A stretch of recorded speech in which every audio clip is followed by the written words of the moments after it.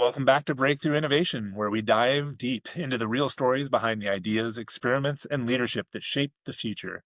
Today's guest brings practical insight, bold strategy, and a no BS approach to product leadership and organizational transformation. I'm thrilled to welcome Jennifer Moore, a seasoned product executive, interim CPO, startup advisor, investor, and nonprofit leader. Jennifer has scaled high growth teams, rebuilt broken product organizations, and guided companies through complexity towards clarity. From fintech to SaaS, from corporate giants to scrappy startups, she's seen it all and she's here to share what really works when you're trying to innovate under pressure. Jennifer, really appreciate you being here. I'm really excited to have this conversation.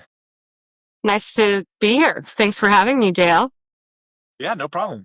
Start off, maybe tell us a little bit about yourself, kind of what your background is. Sure. So I started out not going to work. I was raised in a culture where women don't work outside the home. So for me, even considering getting a job was so revolutionary and such a break in my programming that was a hard pivot for me from the very beginning. So when I started working, I was an English major. I started working as a technical writer. And I really fell in love with the product development process from the beginning. I reported in through what was, in essence, the chief product officer. And I just remember sitting in the boardroom and having product strategy conversations, road mapping, all the things that you would be doing as a product leader, and just getting really familiar with that inside of a tech startup. So I went from procedures, and I'm a systems thinker. So I was always thinking about like the end to end process. So I went pretty rapidly through procedures, and then I did process engineering, and then processes have to be changed and transformed through projects. So I became a project manager, and then lots of projects make up programs, so that I was a program manager. And eventually I pivoted about 10 years ago into product management. So I've been in product leadership now for 10 years. And during that time, I was in financial services, fintech for 10 years of my career. And then now I've been in B2B SaaS, fintech, and a few other industries. So my career, I would say, is kind of this duality of strategy and operations, the project program world with the product world, and also VC backed and PE backed. So just lots of duality in that. And that's kind of my story, just kind of going from never thinking I would work to then being at a place where I made it to the C suite and like kind of in that what's next mode of my career now. Oh, that's awesome. Was it Steve Jobs? He said something like the dots only connect or only make sense in retrospect. Absolutely. Yeah. Yeah. Oh, I feel Yeah. the same way sometimes about my career. Everyone asks me like, what was your career strategy early on and how did you like, I didn't have a strategy. Like it was just, this sounds interesting and now this makes sense. Like just kind of those building blocks that I could start to see and recognizing, especially getting into product, that that's where the true innovation was. And I needed to be closer to the revenue and I needed to be closer to the customer. And I did not want to do sales. So that was my path into product, was trying to, I just recognized that there was a ceiling in kind of the PMO type world where it was like up projects, programs, portfolios. There's nothing past this. And if I wanted to get to the C suite, I had to pivot and get closer to the revenue. Yeah. Well, and I think there's a lot of value in that rather than trying to say, here's exactly where I'm going, being able to understand what makes you happy and what doesn't, and then using that as your compass and then just continually learning and progressing. I think some of the best innovators I've met, some of the best interviews I've done are with people who have done a really good job of saying, this makes me happy. I'm going to go that direction. And I think there's a lot of power in that. Yeah. I also think for me in my career, in a lot of ways, it was like money makes me happy, right? Like early on, before you get to a certain point, it's like, Yeah. where are they paying people more money? And that was a big driver for me because I would set my goals based on title and money. And there's a lot in, the kind of self-help and just overall personal development realm that's like, don't chase titles and money. Forget that. Like chase the titles and money until, because people only say that once they've achieved all the things. Right. I got Oh, to the yeah. C suite and yeah, now I'm not necessarily chasing a specific title because I did it all. I've had all the titles, I've made all the money, and now I just want to do something really cool. That's like kind of my next chapter. So I don't agree with the whole like, don't chase titles and money. Chase the titles and money if that's what drives you. Absolutely. And I think there was a study, it was probably, I don't know, decades ago, where they talked about like what that cutoff is for money, where it kind of stopped driving your career happiness. Yeah. With the study, it was like $70,000. I'm willing to bet it's something like six figures, 100,000 now. Yeah. But I think there is a point where you make enough that you can start making career decisions less about money and more about passion. But I think the flip side of that is I don't care what job you're in, you can find something to be passionate about in that job. And if you can't, man, get out of there, right? There's no reason to stay. Right. Especially in product. Like you're not passionate about your product. I always tell people maybe you're doing like a utility or something. I always say, like, don't worry about the product. Stop thinking about yourself and whether or not you can relate to this product. Go talk to users, go talk to customers. And that's where things get interesting and fascinating, regardless of what product it is. Go talk to people. Absolutely. Humans are endlessly fascinating. Did you ever see the show Dirty Jobs? I saw like a couple episodes. I never really watched it, but Well, I can't remember the guy who hosted it, what his name is right now, but he gave a talk a long time ago that I found really interesting, where he said some of the happiest people he ever met, the most fulfilled people he ever met were the people doing some of the dirtiest jobs. And what he found was it was because could very clearly say, when I do this, I'm making sure someone has a place to live. I'm making sure someone's facilities work. They could directly link what they're doing to improving someone else's life. And I think what you're saying there is very similar to that. Like if you can see how what you do connects to a real person out there and how it makes their life incrementally better or significantly better, that's huge. There's a lot of passion to be found in that. And I think there's a lot of companies and organizations that miss that boat. right. And to that point, when you make those connections, that's when you start to unlock innovative thinking and innovative Right. ways of building new products. And that I think is something that like that the connection point is often missed. Like Right. there's just this feeling like we need to be innovative. And it's almost like this checkbox that they want to fulfill. It's like actually there's foundational pieces that have to be in place in order for your people to unlock innovation. Right. Well, and I think that that kind of gets into like a myth within innovation. That innovation is an event or a thing you do, Hmm. and it's really not. It's a mindset or a belief system. I'm curious from your perspective, what are some of the other myths out there that you see from an innovation perspective that are really driving people in the wrong direction? I do think that sequestering like an innovation lab or a tiger team that's all about like go be bold. I like the book Loon Shots. Have you read that one?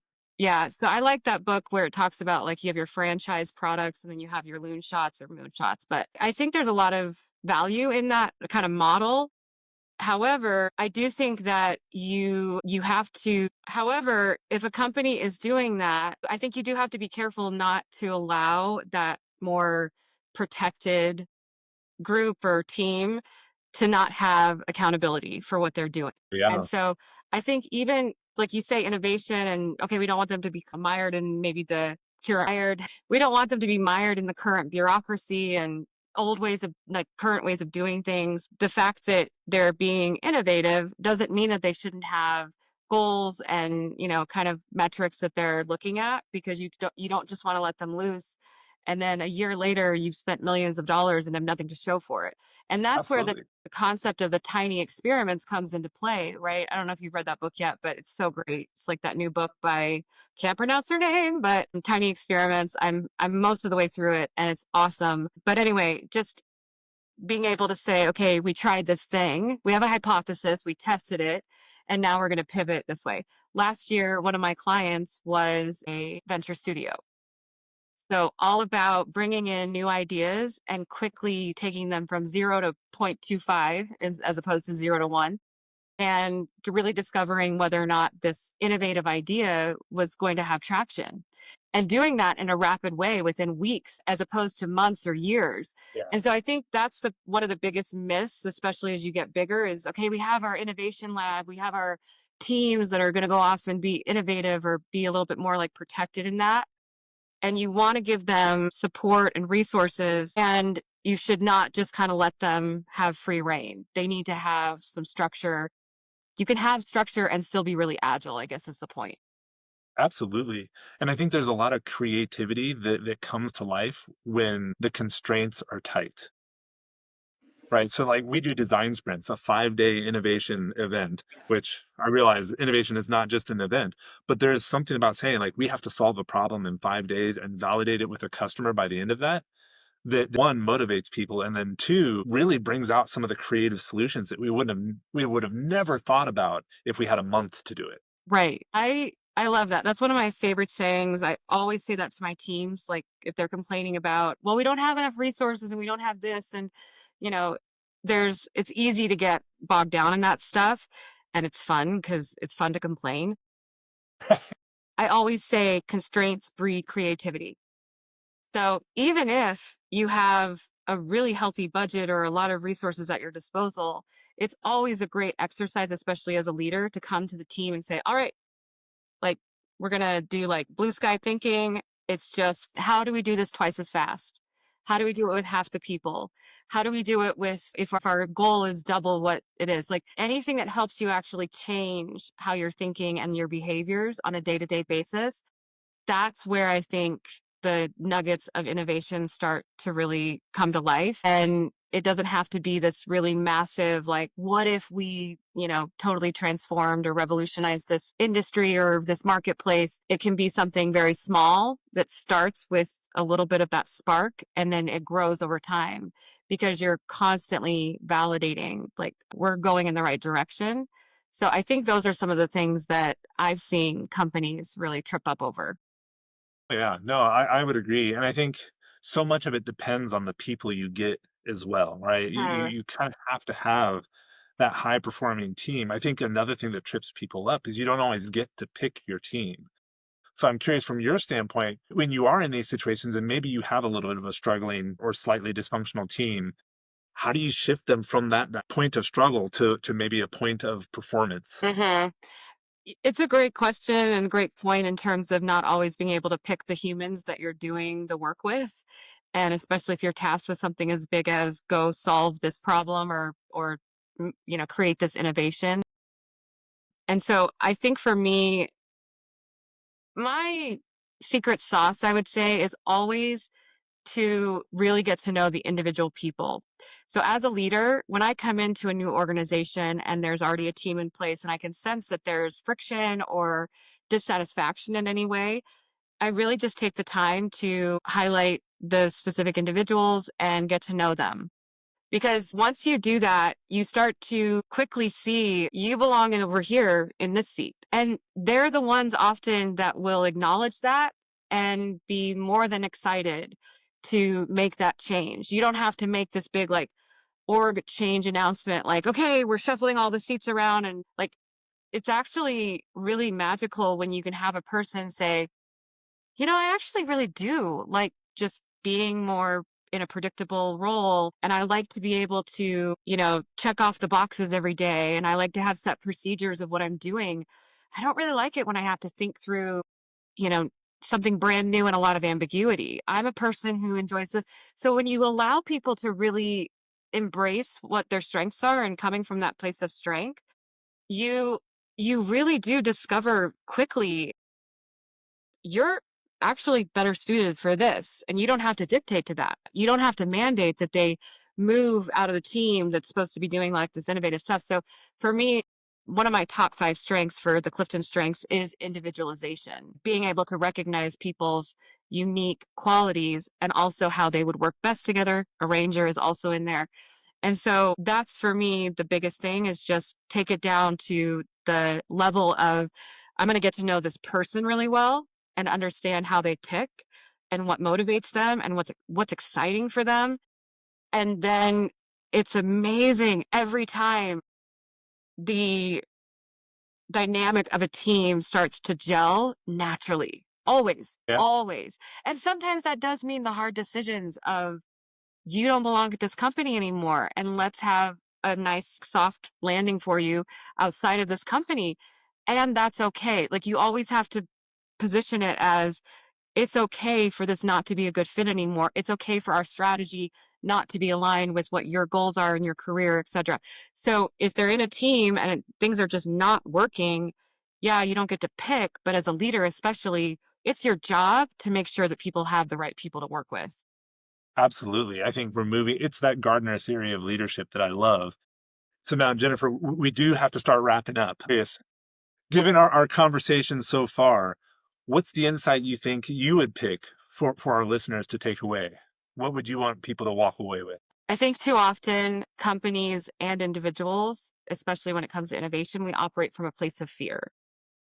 We think about, "Oh, no, this competitor came out with something, they beat us to market," or, "Oh, this person is leaving the company. What are we going to do?" Or, "Oh no, there's a reorg and I have a new leadership and how am I going to navigate this?" So I think the best advice I can often give people is feel the fear and do it anyway. And if you have that bias to action and you take those risks in your own career, but also as teams and broader as companies, that there's always something good on the end of that. And I think for me in my career, especially, I think for me in my career, that has been the most pivotal moments is when I felt the most afraid.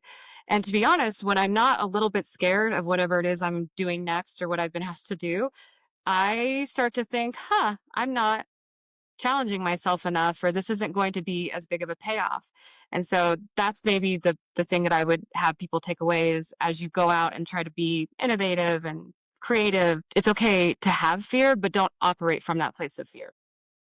No, I love that. I love that. And as people are finishing up this episode and realizing that they need some more of your advice in their life, what's the best way for them to get into contact with you, collaborate a little bit?